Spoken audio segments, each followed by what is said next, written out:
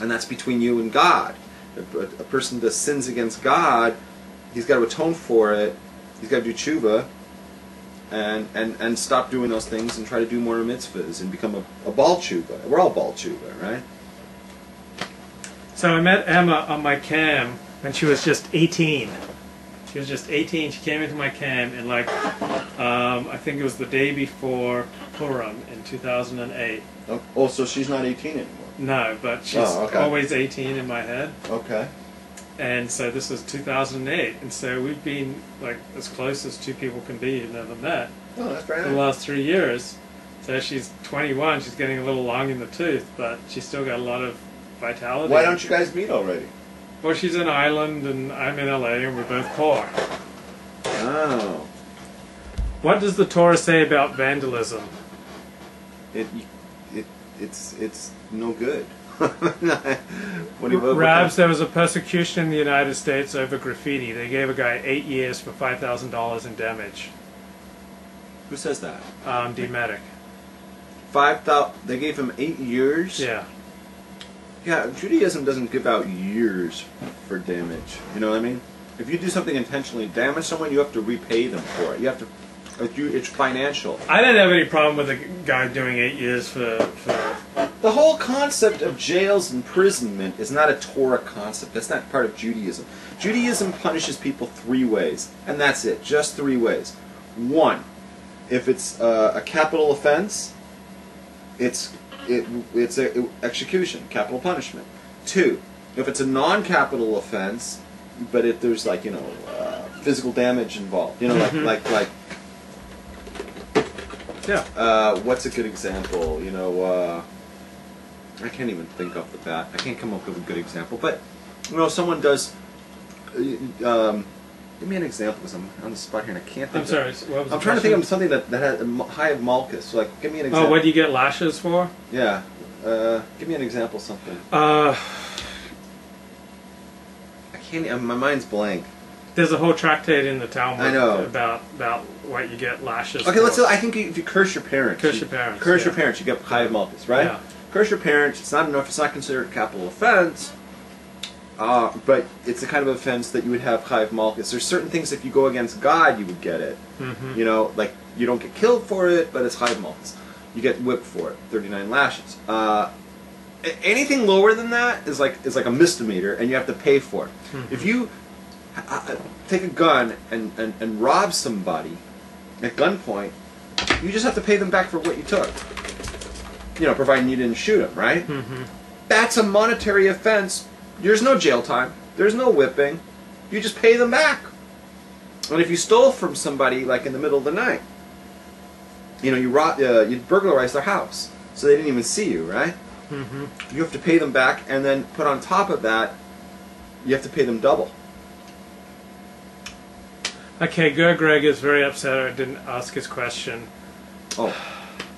What about if some weird guy wants a strap-on, if him and his wife are into that? So this question is very important to Greg. He feels his question is falling on deaf ears. He's quite upset. So, What's the question? if a guy wants a strap-on, wants to receive a strap-on, wants his wife to strap it on and give it to him, is that kosher? Yeah, why not? Fine. It sounds fine to me.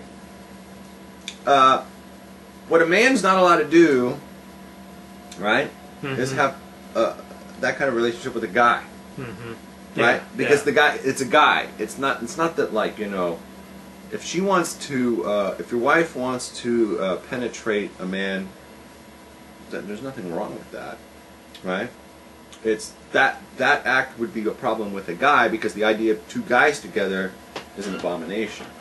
Okay, Emma wants the holy stuff, so we got to go to the holy stuff. She's into Jehovah's Witness. Oh, so she's not Jewish? She's not Jewish. So she's been studying with the Jehovah's Witnesses for the past 2 years. So she has kind of a different understanding of holiness. So because I was going to say, what have we been talking about up till now? Exactly, but she's JW, so they have a different. Let me tell you something about JW. Mm-hmm. Okay. Mm-hmm. They send a couple of women to my door. Yeah. Oh my God! Did they escape alive? I'm going to tell you, like the two hottest women that have ever knocked on my door. I'm Wow. telling you, yeah. Did you invite them in?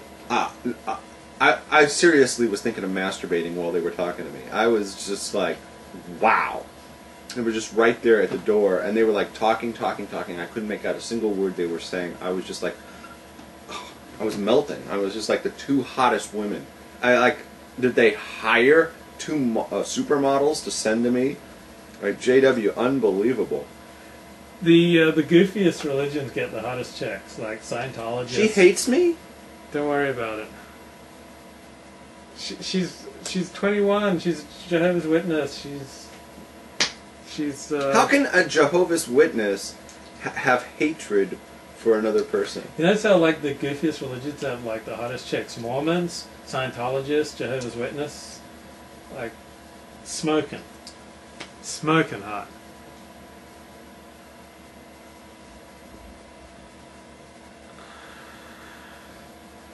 Okay, so is the Torah against taking part in a census? Taking pot? Part. Oh,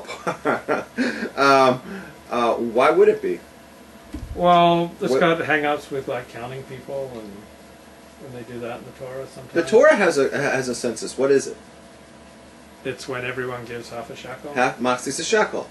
The whole purpose of Maxis a shekel was to get a head count on how many. Well, it's twofold. One is to get a head count how many people there are, right? Mm-hmm. And the other one is I use that half a shekel from everybody to pay for all of the government needs. Mm-hmm. What are the government needs? What do they government spend it on? What did they spend it on? What was the entire budget back then? To build the Mishkan. The Mishkan, and to conduct all the services inside the Mishkan. That's what you need it for. That's the entire thing. And what do you learn from the what do you learn from it? I don't know. Don't worry about the chat room. Let's focus on the show.